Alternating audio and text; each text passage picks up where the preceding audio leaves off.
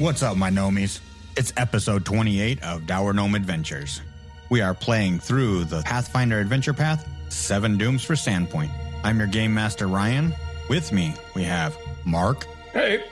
Brian. Hello, hello. Dimitri. I'm Schrodinger. And we can't leave off Matt. I believe that 7 Dooms is too many, and I am voting to vote at least one of them off the island. You know what? I will vote for you if you promise to reduce the number of dooms. I think we have a leap doom. We did find one doom that we can erase, but something else got us, so I don't think we can handle it quite yet. It does feel like Sandpoint is doomed now, huh? It always has. Wait, hold on. If you're saying it definitively that Sandpoint is doomed, what are we doing here? Let's just go adventure somewhere else, right? I hear Riddleport's nice this time of year. Riddleport is never nice. Sandpoint is like the Gray Sloan Memorial Hospital of adventuring towns. Terrible things keep happening there. Well, that's what happens when you build on top of an ancient Varisian burial ground. All of Varisia is an ancient burial ground. It's true. Yes, ancient Thessalonian, ancient Aslanti, ancient something or other. I mean, technically Galarian is a tomb for Ravagug, unless that has been... Nope, he's not dead. He's just trapped. It's a prison, actually. Exactly. He's merely pining for the fjord. He is showing the divinity. Look at the plumage on the Tarask. It's been a little bit since we have recorded. Anybody up to speed on the recap? Sure. I can do it. We came back. But then you get the hero point. I will spend it. We came back. There was a town meeting. They were very, very angry at us and Father Xantus. Let's see what else happened. We made a new friend in Nicodemus Spellhammer. Yay. You missed a little bit about why they were angry, because Sandpoint got attacked. Yes. Yeah, Sandpoint's always getting attacked. Yes, yeah, but apparently this time it's our fault. Yeah, they believe that it was Father Xantus' fault because of the seance. Can we call it a seance that we had? The ritual? The ritual. Yeah, that's probably a better word, a little bit more generic. There was a ritual to contact the spirit of Nualia. Nualia, for those of you who have not read or played through Rise of the Rune Lords, is how would I describe Nualia's status? Let's call one of the bads, if not the big bad, in Rise of the Rune Lords. Chapter boss. Chapter boss. Yeah, that's a good call. Yeah, chapter boss. Well, we a long time ago now. It feels like a long time. I think it's only been like 16 hours in game time. We recovered Nualia's remains from underneath Sandpoint, and we essentially were helping to reconsecrate them. And in doing that, there was a prophecy. Oh God, I really just want to recap the last session, and I feel like I'm Dimitriing. Whatever disease you have, I have caught it. No comment. But the point to be made is we made a delve into the pit on the Devil's Platter. It went poorly. We came back. Crap, did I even have a chance to roleplay with Mizuki's mom? Nope. No, I didn't. Crap. Nobody told Mizuki's mom anything. Oh, yeah, that's a priority for me this session. And that was actually, I think, something we discussed either at the end of last session or away from the table. That somebody maybe could possibly, and then she becomes the character who rescues Mizuki. That was a conversation at some point. I do remember that. But yeah, there was a town meeting essentially to condemn Father Xantus for having done it in the first place. We came to the meeting and essentially said, no, that's not what happened here.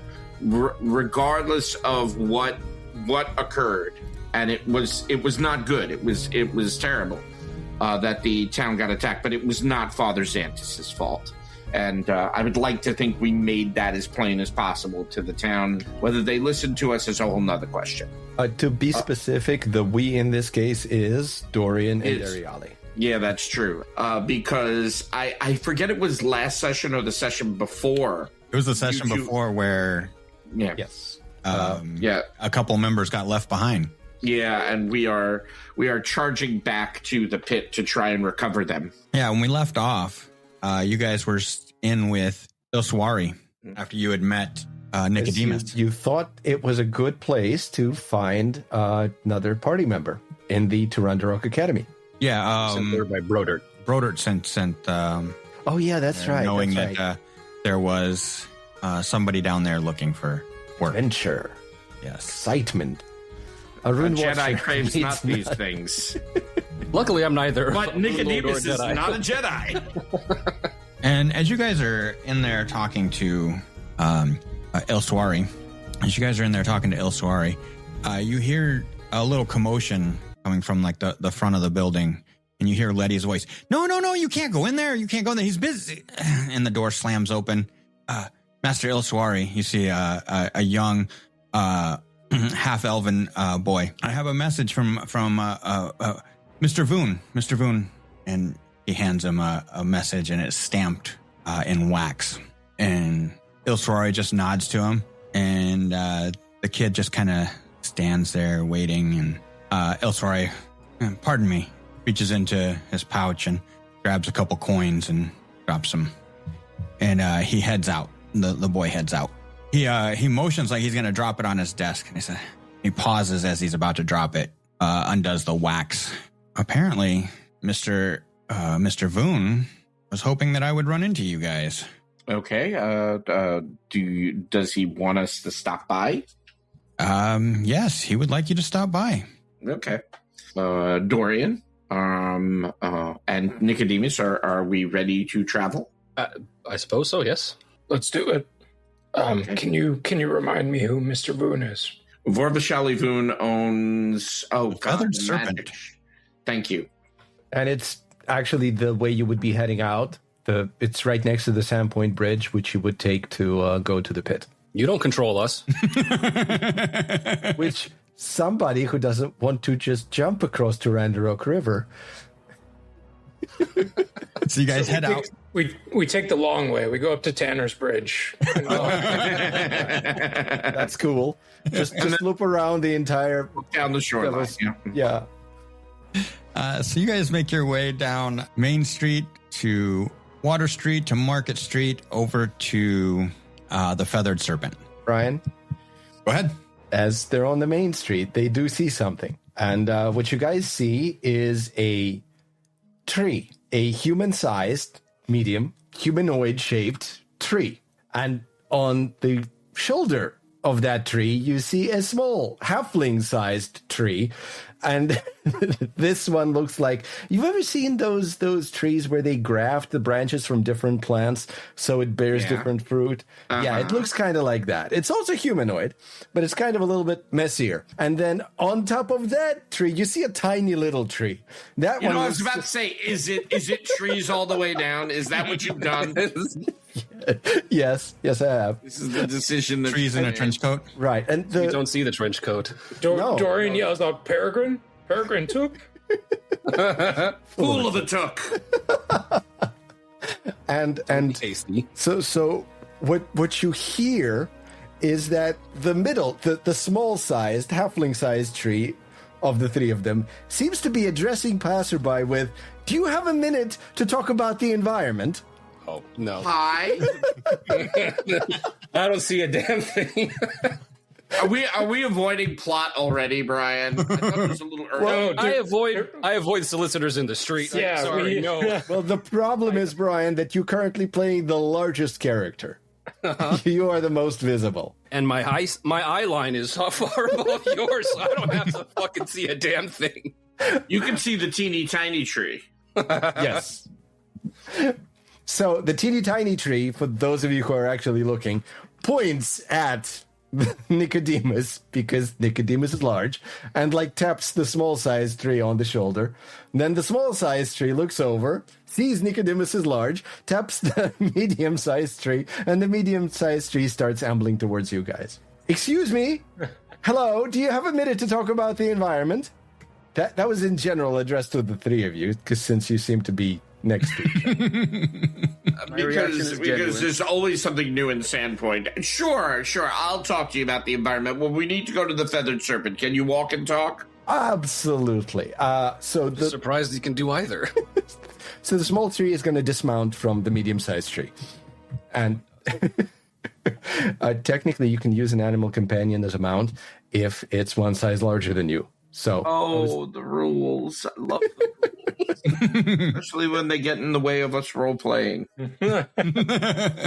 Hi, I come from the hinterlands, and there seems to be some trouble with the animals and the farms, and I was wondering if I could speak to somebody in town who might know something about this.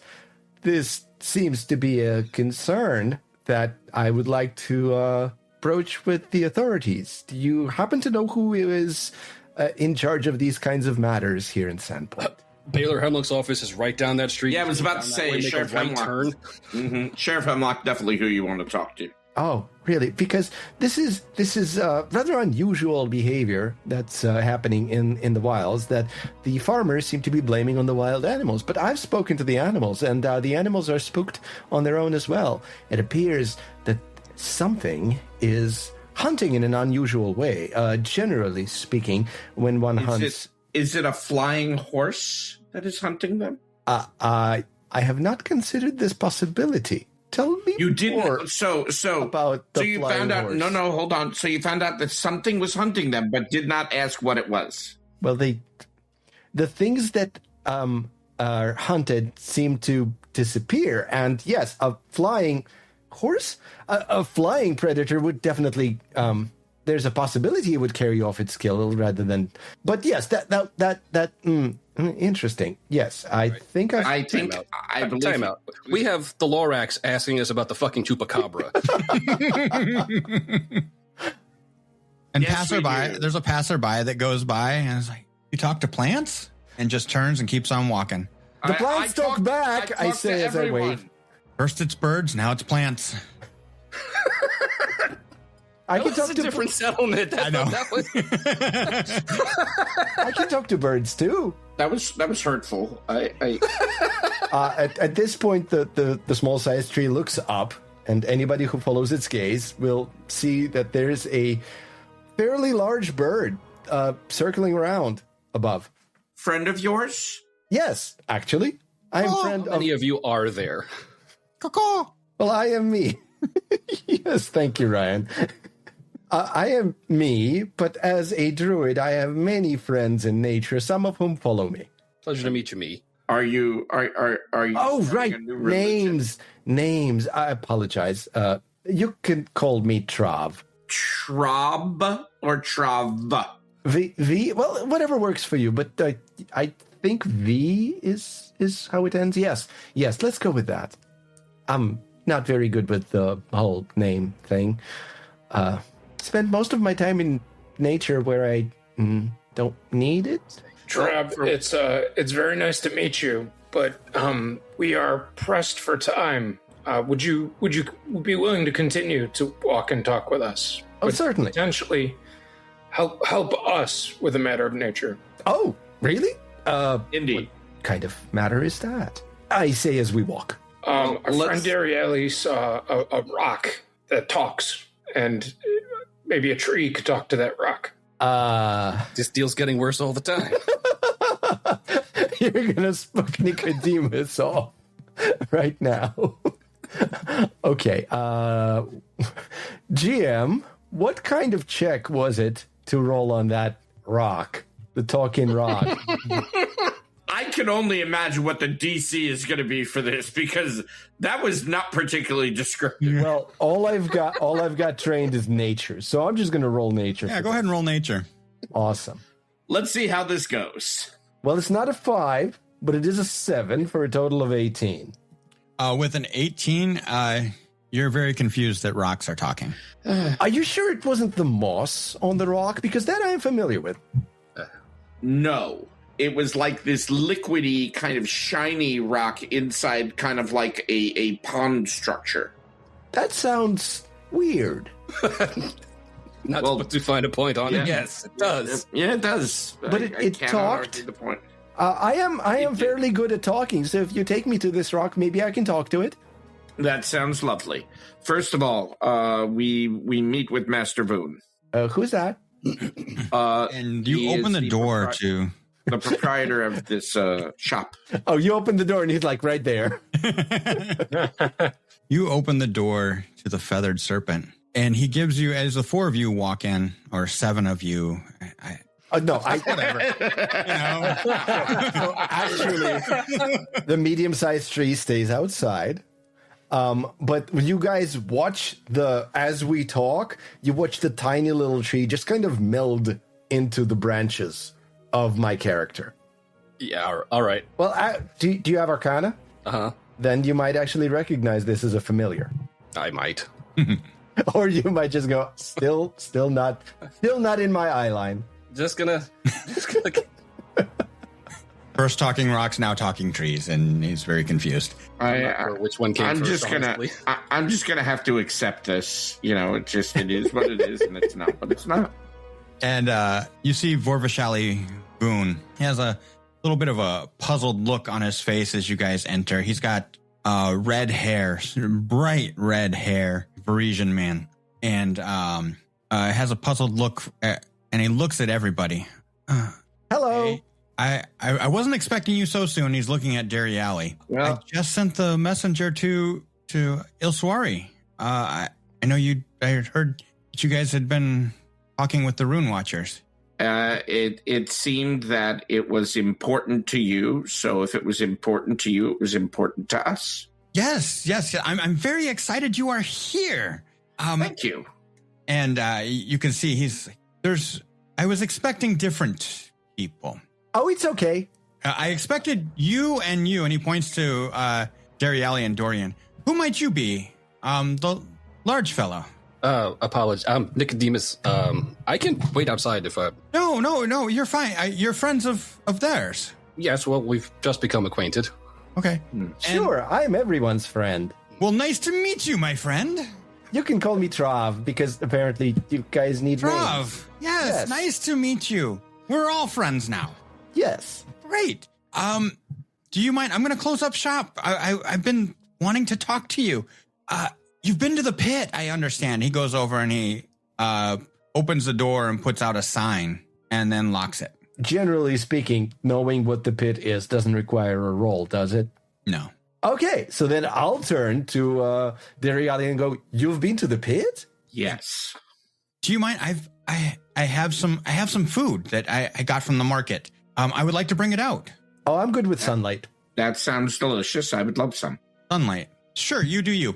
And he goes back. He goes behind the counter and pulls out a spread and starts cutting up some different cheeses and some breads and pulls out some crackers and pulls out a bottle off of a shelf behind him. And do you drink? Water? Or do you just sun? Water's great. Water is life. You're gonna have to go to the Tarandarok for that. It's across the street. I have a water skin. Oh, okay. Well, here's a cup. Here, Thank you. Here's a mug, and he pours 3 glasses of wine. So I just uncork the water skin and just pour a little bit on top of me. And he says, "Please have a seat." And he points to some chairs that are about. I do want to point out that this isn't just like a naked bush. You guys do see some equipment on this particular humanoid bush. Right, it's an equipped bush. Yes, exactly. It has an adventurer's pack, which you'd all recognize because it's standard adventuring gear. Just like Tangle did the... On the rough approximation of the back. Okay. And it looks like it has like kind of something holding together a bunch of twigs on its arms, which you would recognize as the headbands of better natural attack. Okay. And also it has a walking stick. Okay. Because you don't have enough trees. Exactly. Okay. Well, Nicodemus is not going to sit on chairs that are very clearly not made for large-sized creatures, so he'll just kind of sit on the floor and still be at eye level with everyone, so we're good. Sounds lovely. I need a booster seat. And he's like, can you please, I'm so intrigued. Mm. The pit, can you tell me what's down there? What's going on? I want to know all the details. Okay. Well, the reason that we ended up going to the pit was there was an expedition that went there and didn't come back. Or did somebody come back and tell us the story of somebody going into the pit and then getting pulled down by like tentacles or something like that? And there's mist coming out of the pit. Very, very, very, very obscure and occult. Very interesting, as you would say. Eerie. Eerie is a good word. Oh, I love that. What did you experience down there? Well, there's the Whistlefang goblins have an outpost there. Goblins, you know the you say? Yes, sir. Yes, sir. The Whistlefangs, and the impression that we've gotten is that that it is a possible lair for the Sandpoint devil that really attacked the town. The Sandpoint devil? Yep. So he's real. It's not just legend. Hold on. Is that the winged horse you were talking about? Yes. Have you seen it? Yes. You've seen the winged horse that possibly carried off livestock and or wild animals? Oh, I definitely want to go to the pit with you. And as you guys have that side conversation, his eyes get big, knowing that at the mention of, I saw it. You did see this. You witnessed it. Yes. But fascinating. There apparently is a cult that has sprung up in the pit that venerates the Sandpoint devil in some way. There were many murals and drawings, and even the last thing we saw was I would almost say, Dorian, would you say a chapel almost dedicated to the worship of the Sandpoint devil? I would say a bastardization of a chapel, but yes, it's unlike anything I've ever seen. Yep. There's worshippers of the Sandpoint devil. Wow. And he's just like hanging on every word. He's just like in amazement. Brian, I saw you roll. What's going on?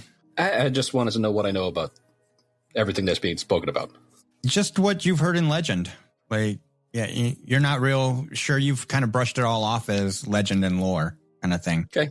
I mean, and I'm assuming as an educated person that you would be taking in what Dariali and Dorian are saying about this thing. Mm-hmm. Of course. What was also notable is we saw possibly two different, I'm not quite sure how to explain it, not two different species, but two different types. They were subtly, not even, they were different. Like the gross idea was the same, flying horse fire, but one of them had horse's hooves and one of them had, Ryan, talons. Did it have like talons? Like talons, like a bird. I'm like a bird. Fly away. I will eat all your livestock. I will kidnap your citizens. And as this goes on, he's just, like I said, he's just kind of hanging on your words and just fascinated by all of your stories. And eventually he's pulls out a set of like these small wings. What do you got there, Vorf Shally? Metal. And somebody brought me this. They found this in the hinterlands near Devil's Platter. Okay. And when I found out that you guys were going to the pit, I thought maybe if you've come across something that might fit this. And he goes over it and he's like, I think there's more parts to this. I think this belongs to a clockwork bird of some sort. I think these are the wings of a mechanical bird. And have we seen anything like that so far? And as he's showing it to you, something strikes you as familiar. The type of metal it is and the etchings look very similar to a key that I believe Mizuki possessed that was found on Minergul. Oh, is it magic? Can I check if it's magic? It doesn't radiate magic. I've already cast Detect Magic. You're not detecting anything. Oh. He says, I know that spell. I can do that as well. And if you could bring me, if you find anything that might match this, I could pay for it. Sounds lovely. If I can make that happen, I will. Okay. Here, I got some other neat things to show you. And he starts goes over to a shelf, and it's clearly marked not for sale. Oh wow! On this one shelf, and like one of the things is like, look at this, and it's a jade statue of, and it matches the symbol that he uses for the feathered serpent. What do you got there? This is the namesake of my store. Ah, and so it is. You see here, see the exquisite details right here. Oh, that's lovely. Wonderful plumage. The plumage don't enter into it. And it would look a little bit like a Quetzalcoatl. Mm-hmm. Okay. And he goes over to another thing, and he's like, this here. And to you, it just looks like a rock. It looks like red marble, but there's nothing really special about it. But he's like, here, feel it. Ooh. And it's warm. It's like warm to the touch. Oh, that's interesting. Yeah, this is an old a relic of the old light. I found this, and it's not for sale. Look at it, though.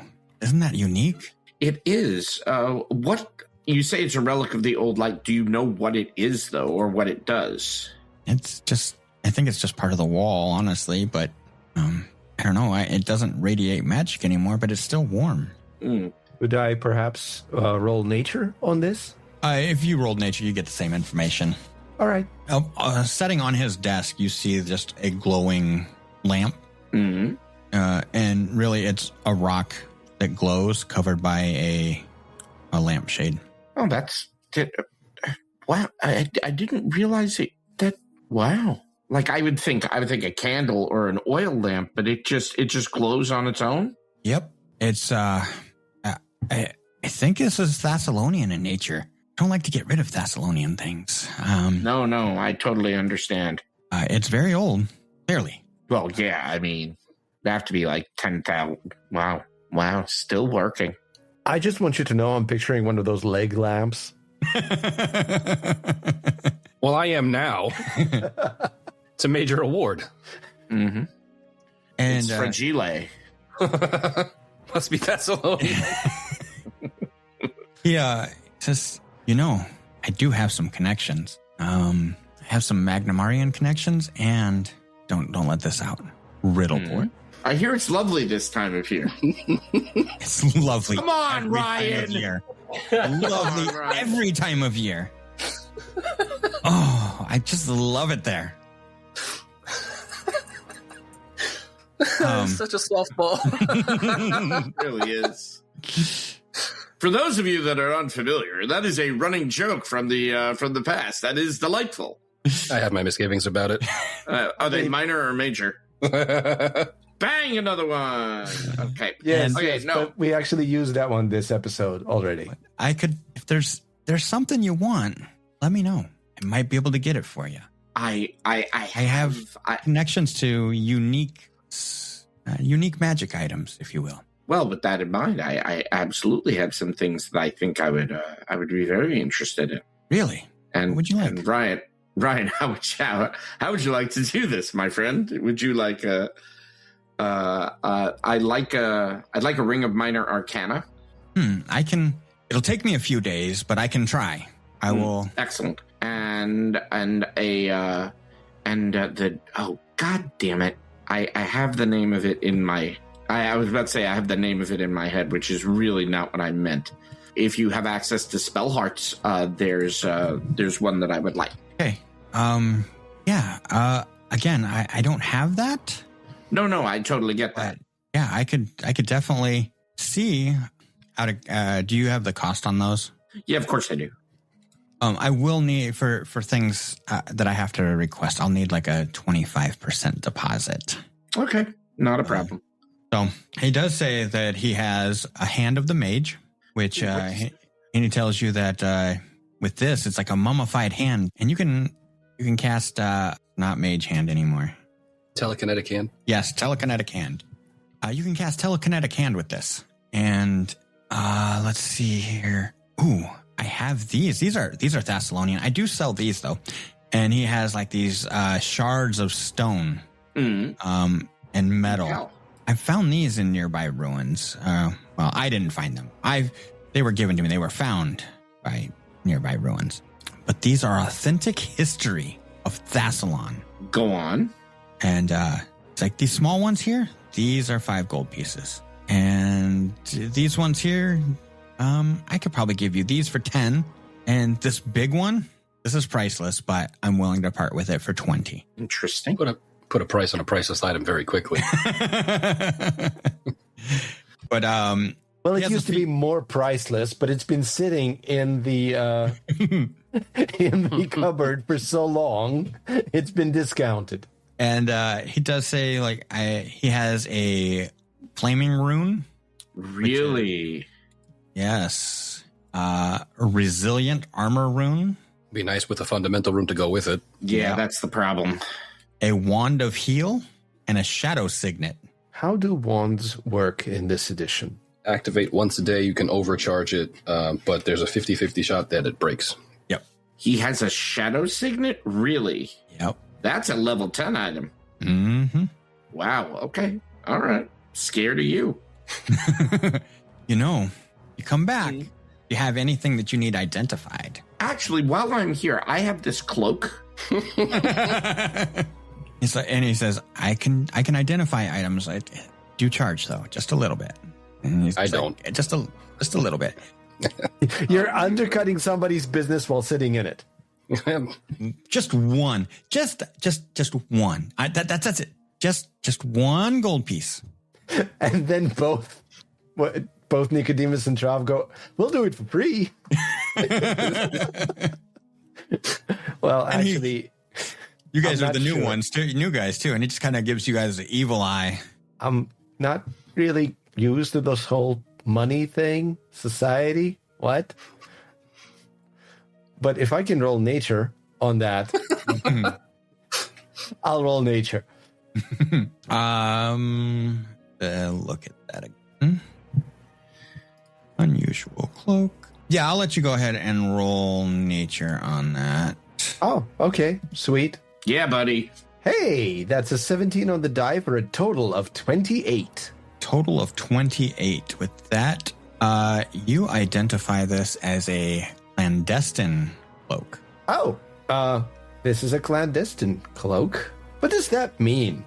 What that means, the clandestine cloak, when you pull up the hood of this nondescript gray cloak, you become drab and uninteresting, gaining a +1 item bonus to stealth checks and to deception checks to impersonate a forgettable background character, such as a servant, but also taking a -1 penalty to diplomacy and intimidation checks. To activate, it's 2 actions, once per day. You pull the cloak's hood up and gain the benefits of Veil of Privacy for 1 hour until you pull the hood back down, whichever comes first. Veil of Privacy. You erect protective wards that make the target difficult to detect via magic.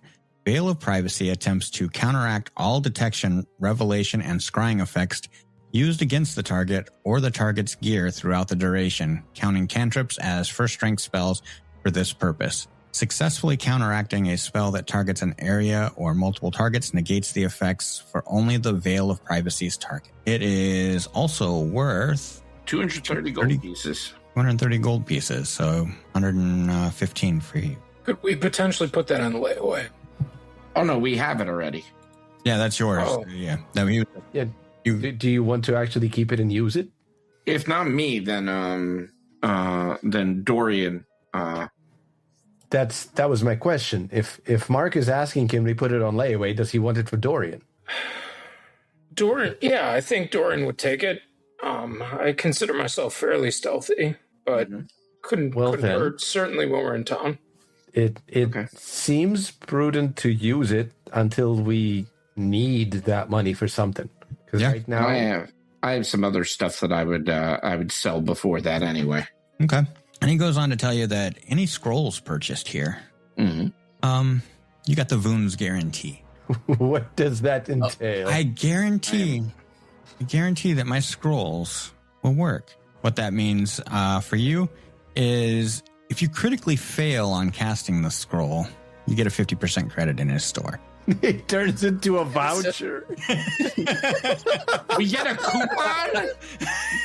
Like, oh, well. Congratulations, you've critically Your spell failed. is important to us. Please stay on the line.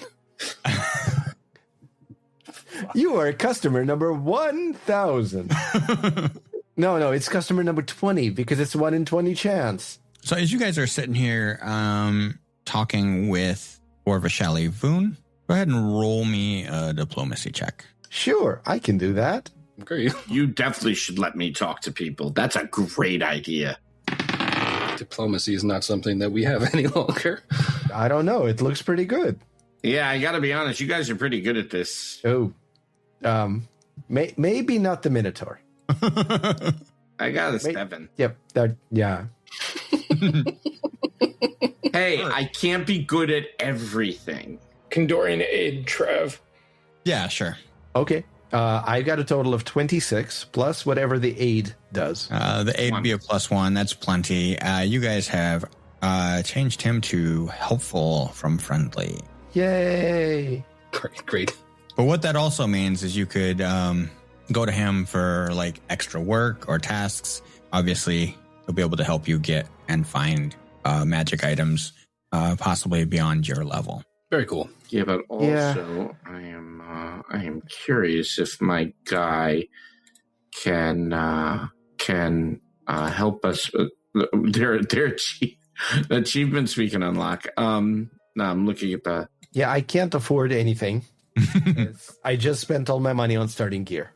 Correct. Anything you guys want to do with Vorvashali as things start wrapping up? Any kind of... I do want to say that when he brings up that one of the things he has is a wand of heal, I go, oh, I have a staff of that. Mine's bigger as well. Yes, as a matter of fact. I may be smaller, but I'm overcompensating. And he just starts tapping his fingers on the desk and he's There's always somebody trying to one-up you. What does that mean? You'll figure it out, I'm sure. Sure, I'll go into the wilderness and see if I can meditate on that. I wonder if Vorvashali is any relation to Varadni Voon. Probably not. You don't seem to have Ryan, that is a first rank wand? No. That is a 4th rank. Really? So yeah, that's more money than I have. Yeah. I mean, I have 7 gold, so yeah, it's 700. And you see that he also has like a number of other things about. These are some of the things that he was particularly excited to show off. But I'll just go in real quick. He has some lesser healing potions, some demortification oil, some silver sheen. What's that second one? Demortification oil It's is rare. Oh, okay. I got it if you want me to do it. Okay, right. yeah, go ahead. This foul-smelling oil has the appearance and odor of the greasy, thick fluids that seep from a decaying body. When you spread this oil on an intact corpse that has been dead no longer than a week, its decay fades and the corpse is restored to the condition it was just after death. Demortification oil can't undo damage done to a corpse after death, such as consumption by scavengers. Applied to a non-corporeal undead, a dose of demortification oil grants the undead creature a +1 item bonus to armor class for an hour. I'm sure there is no situation in which we would have to pretend that somebody was freshly killed as opposed to dead for a week. Silver sheen, potency crystal, scroll of restoration, striking rune, periapt of health, occultist cowl, a wayfinder, and a hat of disguise. He has a wayfinder. Mm-hmm. Huh. Cultist Cowl. Wasn't that the name of the thing that... Yes. Yep. Potency crystals are a talisman that turns your weapon into a striking weapon. Mm-hmm. For a minute, right? I think so, yeah. No, till the end of the turn. Oh, yeah, the end of the turn. Oh, okay. And okay, I need to do a thing. Research. Is that rob a bank? No. What do you mean? I need to I mean, there's how many of us and only one of him? Like, look at all my stuff. Uh-huh. Some of his stuff is expensive, and he may know how to use it. I need to go and see Mizuki's mom. Oh, is it that one of your other friends? Yeah. I'm gonna have to go do that. Darielli, I can accompany you. I will be on my best behavior. I do not mean to belabor this anymore, but Loon, are you a Fletcher by chance? I'm looking for some arrows, magical arrows. Could you potentially have those? Arrows. I have a couple. What are you looking for? They are. One of them is a whistling arrow that tells us the distance. And then it's a ranging shot, is what it's called. There's also a vine arrow, a slumber arrow, and an antler arrow. I think those were the 4 that I was looking for. Whistling arrows. A ranging arrow. Ranging arrow. Whistles. It whistles. That sounds familiar. Let me look. I know I have these ones here. These ones are no good. These are plain. I think I have one. And wait right here. And he goes like to the back room. And then you hear him like rustling around, and you hear stuff clanging off the wall. And a couple minutes later, he comes back. I think this is the one you're looking for. This one whistles. Okay, I'll take that one. Do I get a coupon if I miss or if it doesn't work? Sorry, the Voon guarantee is only on scrolls. Okay. I make the scroll. I'll still take this one. All right. I will take this. And then Darielli, I think we can get moving if you are ready. This is all I needed. I am not ready, but it is still something that I need to do. Oh, is the sheriff on the way there? Because you told me I should speak to the sheriff.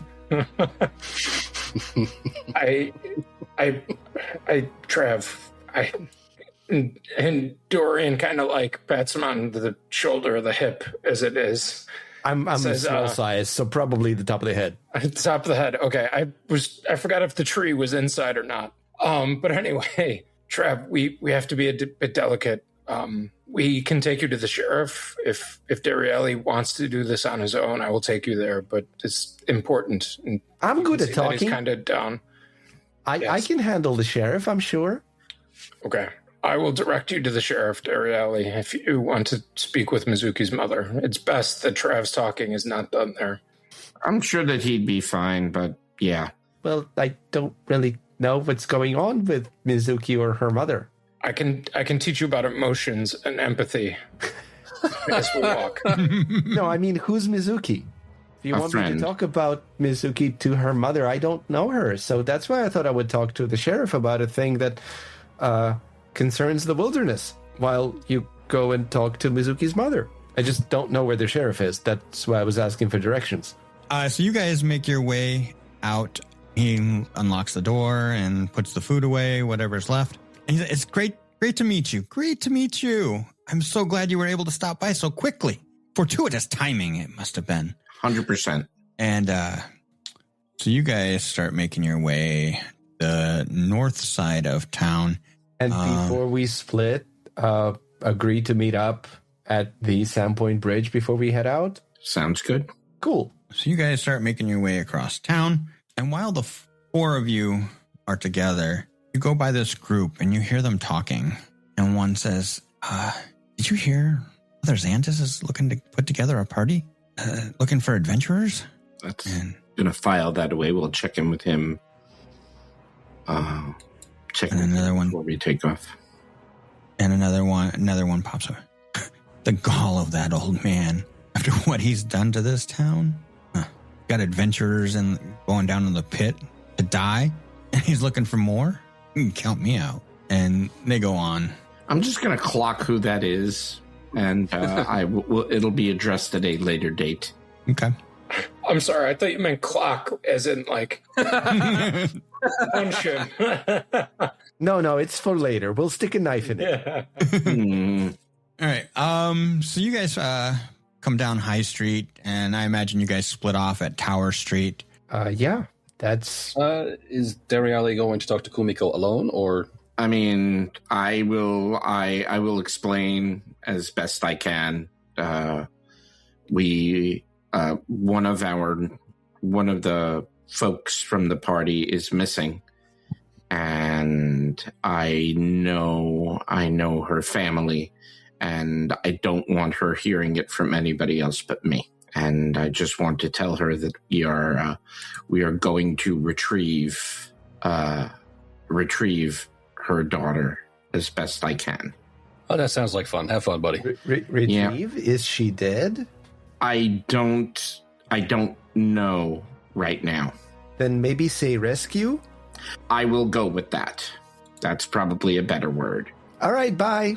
Good luck. All right. So you guys split off, and you head to Mizuki's mother's home by yourself, Dariali, and I presume the other 3 or 6. Didn't Dorian offer to go with you, Dariali? He said he was going to take you to make the introduction to... Taylor Hemlock. I said Hemlock. I'm good with talking with the sheriff on my own. I just need directions to where to find him. But I can help facilitate that. All right. I'm more than happy to walk you there. okay. Yeah, we'll start there. So the 3 of you make your way over to the Sandpoint garrison. Baylor Hemlock is in his office by himself. Dorian, yeah, you willingly came here? I haven't seen you in a while, and I just, Well, I haven't had to arrest you in a while. You couldn't arrest me if you tried. I hear you're doing good things. I'm trying to do good things. I have heard, and we have been blamed, though, for some things going on here. I want you to know that I have nothing to do with it against your better suspicions. But anyway, I did not come here to cause trouble. I actually came to facilitate an introduction because I think there are... Some concerns in the wilderness, sir. Yes, some far-flung issues as well. This is my new friend Trev, and Nicodemus is my larger friend. Hello. And he looks up at Nicodemus, and Pleasure. And then back down at he me. stands like 6'5", so there's still a good 2 foot. Yeah. And I'm small size, so if he's looking from Nicodemus to me, he's getting whiplash. Yeah. And he looks down. Wow, the whole range here. Who's got the problem? Oh, I wanted to discuss something that is going on in the hinterlands.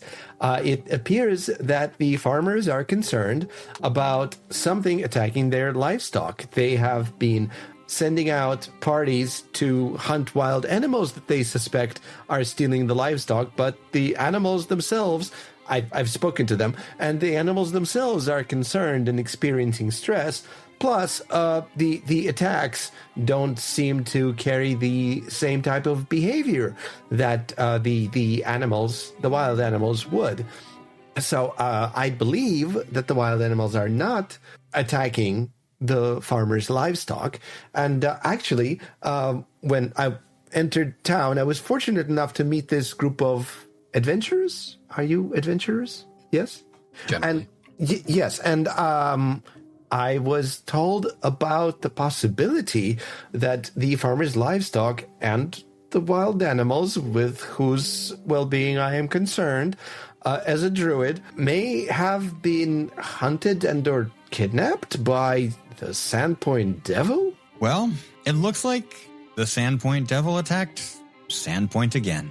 Oh, then we have a common reason to be on the lookout for this Sandpoint Devil and bring it down because it is endangering everybody in the region.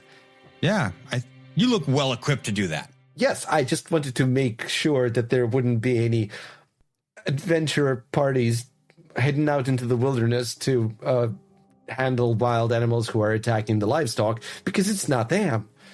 My concern is for the entirety of the hinterlands to be at natural balance. I can't really say peace because, animals got to eat.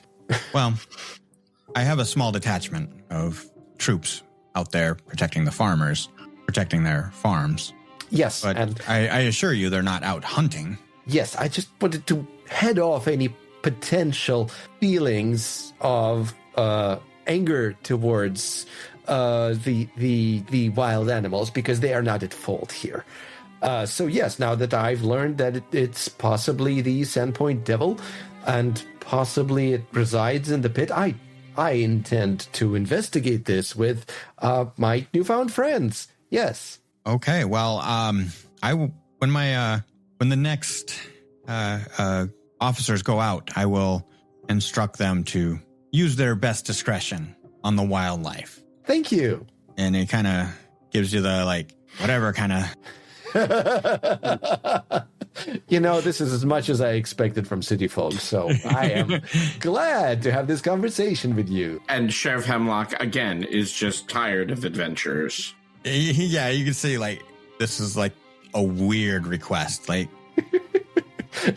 Without rolling sense motive, he's just I was asked not to kill wild animals. Right. A tree walked into town and asked you not to kill wild animals. And you're like, okay. And the tree's like, that's great. Bye. And he stops Dorian. He whispers, "What's his deal, pal?" Have you seen the people he travels with? There's a tree outside. There's a bird circling. There's a tree on the tree. I don't know what his deal is. You could have warned me. You were going to arrest me when I walked in here. I think you're misunderstanding our relationship. I wasn't going to arrest you. Just amazed that you stopped by willingly. You're right. You were going to try to arrest me. Words are important. And he goes back to doing his paperwork. Crossword puzzles. Yeah. He calls it paperwork. So from there, we'll pan over to Mizuki's mom's house. Damn it, Kumiko what's is the her name. Kumiko. ancient Thessalonian word for friend? I imagine Jerry Alley knocks on the door. You want to take this over, Brian? No, not really. Not really? Okay. Kumiko opens the door. Jerry Alley? Hi, Mom. How are you? Where's Mizuki? She didn't come home last night. No. I don't like your pause. I don't like your pause. Where's my daughter? Where is she? Where? She's still at the pit. We are going back to get her. I'm so you left sorry. Her? You left her there? I did the best that I could. I'm so sorry. I don't. No. I knew nothing good could come out of her being an adventurer. I couldn't tame her wild heart, though. I'm not sure you could have stopped her if you tried.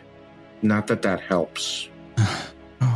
Where are my manners? Please come in. Come in. Oh, okay. All right. Jerry Alley's doing that thing where, he does, it's like he never had hands before, so he doesn't know what to do with them. They're in his pockets, and then they're in his lap, and then they're crossed in front of him, just fidgeting so very much. Please have a seat. And she pulls a kettle off the stovetop. Here, let me pour you some tea. She makes you a cup of tea. See the steam coming off of it as she sets it down in front of you and sits down across from you. What happened? There was a gang of cultists that they were strong. They were very, very strong, and we stopped some of them, but we couldn't stop all of them. And I feel if we had stayed, it felt like we would have all died, and I figured that there was at least a chance that we could go back and get her if I brought some more people down there with me. Are you the only one that made it back? No, it was me and Dorian. Dorian's going back with you? Yes. And she just like pauses. She's biting her lip. You can see like tears. She couldn't hold them back any longer. Like you could see that her eyes were welling up, and then finally a tear starts running down her cheek, and then like it's full on waterworks at once the first tear drops, and she says, "Forgive me, I'm sorry." And Dariali is now crying too, so it's not like it's just her. And she says, "I appreciate you going back for her. If for some reason you're unable, please don't succumb to whatever evil is down there. I will do the best that I can. I bring yourself and your friends back." Okay. All right. And he gives her a big hug. She gets up, she hugs you back, embraces you, and kind of just doesn't want to let go. She kind of hesitantly lets go, and she reaches out again, and she like pats you on the shoulders, and she just doesn't know what to do right now, and she's just very, very distraught, and says, you should go. And she like starts pacing and pacing, and she's rubbing her hands really hard, and she goes back up and rubs her eyes again, and yeah, any news of my child? The moment that I get back, please. The moment that I get back, that is who you are. Who I come and see. And she walks you to the door and watches you walk away. As you step out, she just kind of hangs there at the door. And as you walk away, maybe you look back, and she just turns and closes the door slowly. And Dariali finds a bar and no, wait, we're leaving. No, he can't get drunk now. I mean, he shouldn't. It would be really easy to get drunk right now. It really would. But he's not going to do that. That's irresponsible. Maybe as he's walking out, he looks up the street a little ways, where the White Deer Inn is. Maybe shakes his head off as he contemplates going in, and then makes his way down to the Sandpoint Bridge to meet with the new party and Dorian. Yep. Dorian, when he arrives, Dorian asks how to go. Poorly. Let's say poorly. Poorly. She took it well. I feel like the worst person on Earth. On Galarian. I feel like the worst person on Galarian. Good save. Took me a second. I apologize. It was a job I couldn't have done, and it was never going to be good, but I'm sure it was as optimal as it could be. And I thank you for doing it. But we have an opportunity to go back and get them and make this right. Yeah, we do. So where are we going?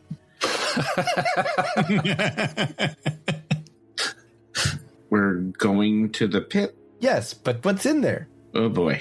Let's see. Are we walking? We can walk and talk, yeah. Okay. Actually, GM, what time of day is it? It is early afternoon. Oh, did we, Ryan, did we rest last night? Because I am currently out of versatile vials. Yeah. So you guys make your way to the pit. I imagine you are debriefing Trav of all the things that are down there. Is there anything you withhold from Trav? And Nico, because he has not been there either. And Nicodemus, yeah. On the side, Dorian would have asked Ariali if we explained that we ran into, if not the Sandpoint Devil, one of them. Yeah, that's one of those things that's still weighing on his mind. Is this a race of creatures? Is it not singular? It seems that there is more than one, but they're not the same. It seems very weird. Would we share that, though? Yeah, why not? So I think we would share that with Trav as well. And I'm sorry if we mentioned it earlier, Dimitri, but could you potentially roll nature on understanding, Sure. to the point if it's a race of creatures or a singular? Oh, that part. Yeah. Okay, let's take a look. Only 18, so I don't know what I get. Yeah, with an 18 nature, I'm going to say, yeah, you have no idea. However, from what you guys have said, it sounds like you found one in its lair. Well, it looked like a lair. As far as like you guys are concerned, like this is probably the Sandpoint Devil, but it just doesn't match like the description you got of it and what you saw in the Sky Dairy Alley don't match. Oh. Because you saw something at night after the attack had happened. Remember the thing that landed on your home? Yep. Yeah, but I'm sorry. Didn't the townspeople and the recollection that they had almost exactly match with different coloration? Different coloration and different feet. Oh, okay. Right, because there was also murals of the Sandpoint Devil and the statuette. And yeah. So yet you saw in the pit. Yeah, and the murals match more what Dairy Alley. You only got a silhouette of it, but you got a good shape. And the murals kind of better represent what you saw. And, people in panic probably are the most unreliable witnesses, right? Huh. Yep.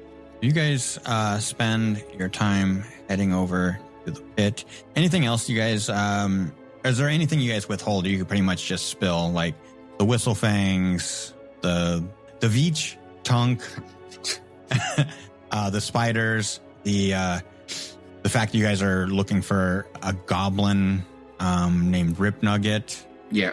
All of that you're passing along and stuff. Yeah. At this point, the more information we can give out, the better. So as long as, we're all on the same page. I guess then the most pertinent question would be, what do I know about Rip Nugget? Go ahead and roll society. Okay. I don't do that. Would Sandpoint lore also be appropriate? Yeah. All right. There you go. Roll the wolf blind. What you know is pretty accurate with what the party has determined in their research. The Sandpoint Devil Rip Nugget was killed 17 years ago. Mm-hmm. There were rumors of sightings of Rip Nugget. After that, there was another rumor that he had been killed, and then the next day he was back to life and gone, and his whole party the party that had killed him was dead. Okay. I'm sure that's just a head of Vecna situation. Yes, that's what happened. All right. You guys are at... let's get rid of those tokens. Well, I do want to discuss with the party what they do in combat in character. Okay. We don't have to, go at length. Just that my character, as a druid, is not really expecting to be up front. I do have a very flimsy wooden shield. The flimsiest wooden shield I could possibly purchase because I'm out of money. And I do not expect to block anything with it. Well, maybe to save my life. But I am capable of casting a certain spell, which I actually should do because that should be happening during daily preparations. Specifically... Trev, the most important question, though. Do you think in combat you will have trouble raising that shield? Every 6 seconds, will you have trouble raising that shield? I probably will have trouble because I don't intend to be raising that shield. I actually need to spend an action in order to tell my animal companion what to do. And yes, I did take a feat, and I have the archetype of the Beastmaster, so I have even more of those feats. But if I don't take an action, it can only take one. So it can do one strike or one move each turn if I'm not commanding it. But if I want to do both, I have to spend an action on that. And then most of my spells are also 2-action spells. I'm just wondering, after every 6 seconds, the mechanical sandbox in which we play might give you problems raising that shield. Oh, yes. And you will have to ask about it. Okay. I have a strength of +0. I will have a problem raising that shield. All right. So you guys arrive to the pit. You make your way over to the first ladder going down. This ladder is in the south of the south side edge of the pit. And you guys look across the ladder that goes down to the second level. So the next level down is the where the goblins were. The second level was where the shrine was. You look across to the second ladder going down to the second level to the shrine, and you see a goblin body like tangled in the ladder. Oh, is it somebody we recognize? Not from this distance. Again, first time Nico's been here, so he doesn't even know that this is unusual. Do I want to just wait? Dariali Coombs. You make your way over there? Yeah. All right, so you don't have to move your tokens. You make your way over there, and as you get closer, you can see that this is the body of Tunk. No! Ryan, you bastard! And you can see his body is like twisted into the ladder, and it looks like he tried to climb into it. He's a bloody mess. But go ahead and give me perception. 24. It still rolled 15. Yeah, I'm just ignoring it. What about Trav and Nicodemus? I got a 19. 17. All right. Dariali, you can see faintly that there's just the slightest of breath. He's about 5 to 7 feet down the ladder. So he's still alive? It looks like it, but looks like he's clinging to life. Well, then I can probably attempt to heal him. That would be really great if you could. All right. I don't think risky surgery's a good idea. Maybe. What would give you that idea? The fact that it's risky. Yes. So I'm going to roll medicine against DC 15, and I think I would need to actually. You gotta get him to a space that you can work on him. We pick him up and take him to a ledge. We don't just treat him for 10 minutes in the ladder. We don't pop out the ladder and just lift it? Yeah, that's what we do. So you the get, ladder up. Fucking. You get to him. Somebody climbs down to. Oh, okay, hold on. You know what? This may be a point at which I just do heal. Okay. Real quick, I'm going to explain what's going on here. Okay. You might want to, but you get down there and he is unconscious. So mechanically, he is unconscious and dying and on the verge of death. Okay, but is he stable? Not if he's dying. He does not seem to be stable. So then I cast Stabilize. Okay. Which is at range, isn't it? 30. Fabulous. Okay. All right. So now he is stable and in the ladder. We pick him up and put him on a ledge. Yeah. And you pick him up, bring him up the ledge, and his lifeless body. No, he's only mostly dead. I mean, he's stable, but he's limp. He's still a little bit alive. 0 HP. And he's mostly dead. You do see the rise and fall of his chest. He seems to be stable. Blood seems to have stopped pouring out of his mouth and ears. Okay. I am going to activate the staff, and I am going to cast the heal out of the staff. So there's still 2 charges in there, but this is a rank 1 heal. Hey, Dimitri, this is the first staff we've had in the party. Can you explain a little bit about how staves differ? Sure. So this is an invested item, which means every morning I got to go, this is one of my things, and it goes, all right, fine. Then it lets me cast Stabilize cantrip with no limit.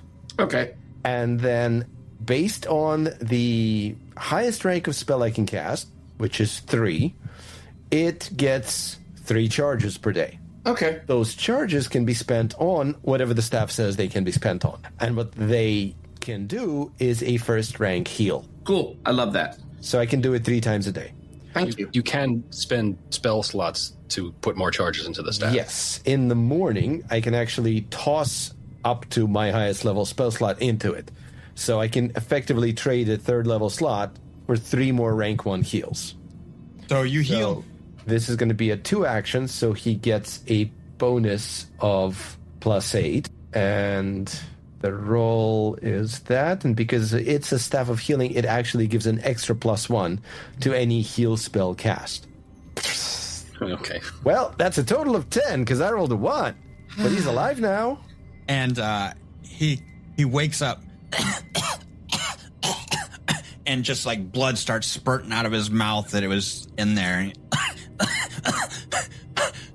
I passed Tunk some water. Hello. You good, buddy? Oh, You were only mostly dead. who are you?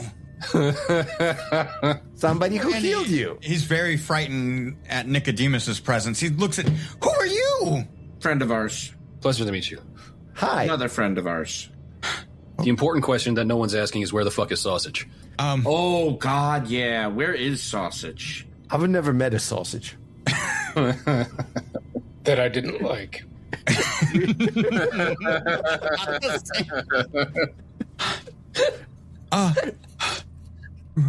And you can see his body is badly burned as well. Would you like me to administer healing while you talk? Rip Nugget. Hey, you guys said that name. Yeah, we did. Let him speak. I heard the traps go off. I thought it was you. So I went out and checked, and it burned so bad. I'm so sorry. I like fire, but it burns. It burned. So does it look like most of his wounds are actually fire? Yes. But he didn't die. He didn't die. Yeah, I don't think I can heal mental damage. While you guys were moving over there, I rolled dying checks or recovery checks for him. He was close. It had to have happened recently if he was actively dying. Yeah, I was kind of thinking the same thing, Brian. Like whatever happened with Rip Nugget had to have happened.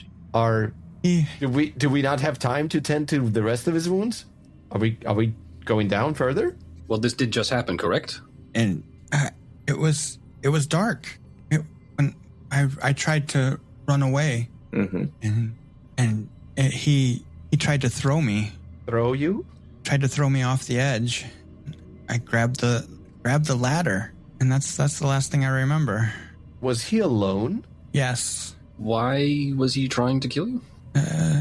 Something about we failed him and Minergul.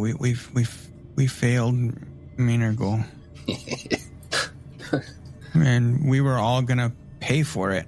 Brian, do you remember if you tossed Minergul into the pit? I did not. I just carried her body out and plunked her down. Yeah, in the middle of the Goblin Elite or whatever. So the evidence was there. Well, Mizuki also has her tooth as a necklace. Yes, but it's not like I don't really think Rip Nugget is the forensics kind of guy, and he would just see if that sticks in the. That is profiling. I'm sorry. Are we anti-filing? I need to find a new home. You need to rest. I can't live here. Rip Nugget's going to. He's like stretching. He's gonna finish the job. I don't want to burn. Are we tending to his wounds further, or are we descending down to face this Rip Nugget? What are we doing? It will take me 10 minutes to tend to his wounds. Eventually. Tend to his wounds. We have 10 minutes. Yeah, you feel like you have 10 minutes. Okay, then he told you it was dark out when it happened. I mean, I would say that Sandpoint is rather accommodating to travelers, but I don't know that they would be so receptive. The Whistlefang goblins. Yeah, maybe not. A specific tribe of goblin that has attacked the town. Yeah, exactly. Yeah. So you go ahead. You can spend the 10 minutes to treat his wounds. Ryan, Tunk? Is that your name? Yes, this is Tunk. Do you like living dangerously? Asking the fucking goblin who's just crawled out of the pit. Would you like me to turn on risky surgery? Would you like to sin deliciously? Do you have fire? Yes. I may need to cauterize things, yes. Do you have pickles? I Odd combination. haven't brought any. Do you have fire pickles? I have fire pickles. I absolutely would have fire pickles. Didn't you give him a jar of basically fire pickles in that salsa? I might have done. Okay. I'm just going to roll medicine right now. Yeah, and you can just... Okay. He didn't have a lot of hit points to begin with. Well, I gave him 10, So it shouldn't kill him because it's only a D8. Okay. And I got to turn on, there it is, Risky Surgery, Healer's Toolkit. And we click this and we get 28. But he's feeling much better. The check is usually a 15. Yeah, 15. I think you can that's do a it as crit. an expert. You can do it as a 20. You can do it as a 20 and then for- you'll. Oh, okay. Yeah. And Risky Surgery upgrades it to a crit. So he regains, here's the 4d8. Well, yeah. Again, if it was DC 20, it adds a set value as well. It's good. Oh. So he feels much better. And he's no longer wounded. He's bandaged up. He's all bandage at this point. Yeah, he looks like a mummified goblin.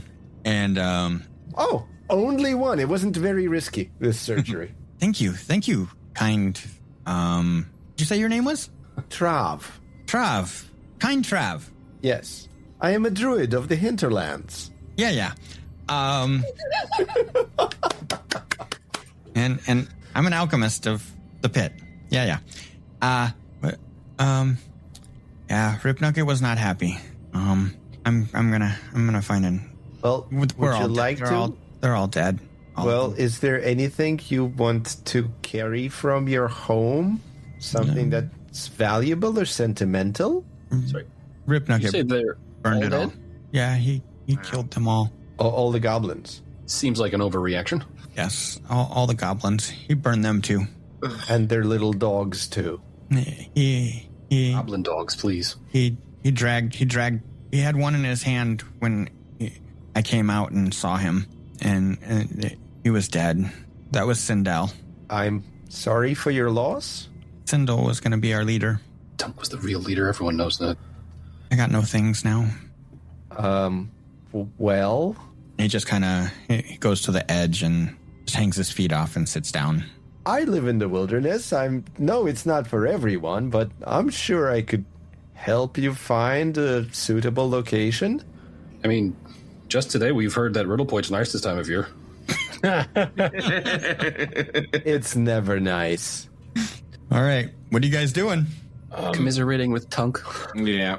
And You guys spend some more time just hanging out with Tunk and Well, I mean, I do have the continual recovery feat, so I can continue treating his wounds as riskily as necessary. all right. So you guys spend some time talking with Tunk. Ryan, and while they do that, I want to step up to the ledge. I'm going to pull an arrow out of my... Oh, the whistling arrow. Yeah.